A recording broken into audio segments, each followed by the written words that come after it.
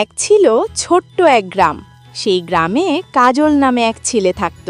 কাজল ছিল ভীষণ অলস। কাজ করতে বললেই সে বলতো, আহা, পরে করব।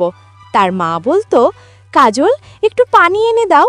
কাজল বলতো, এই তো যাচ্ছি, কিন্তু যেত না। একদিন কাজল জঙ্গলের পাশে ঘুরতে গিয়ে একটা অদ্ভুত সোনালী রঙের কলা দেখতে পেল। কলাটা গাছ থেকে ঝুলছিল আর চকচক করছিল। কাজল ভাবল, ইস, কি সুন্দর কলা, এটা খেলে নিশ্চয়ই মজা হবে।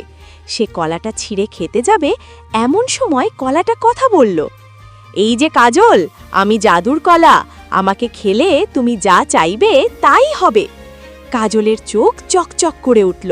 সে বলল, তাহলে আমি চাই আমার সব কাজ যেন নিজে নিজেই হয়ে যায়।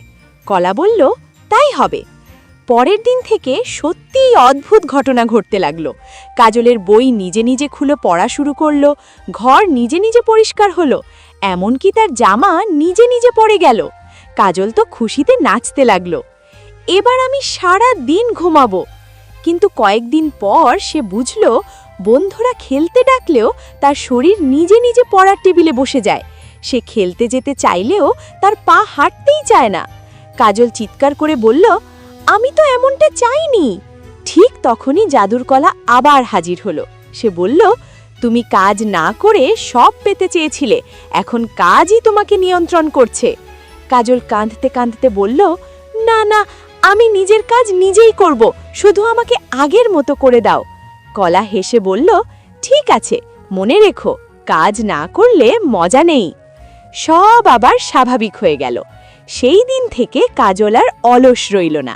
সে নিজে নিজে কাজ করত আর সময় পেলে বন্ধুদের সঙ্গে খেলত।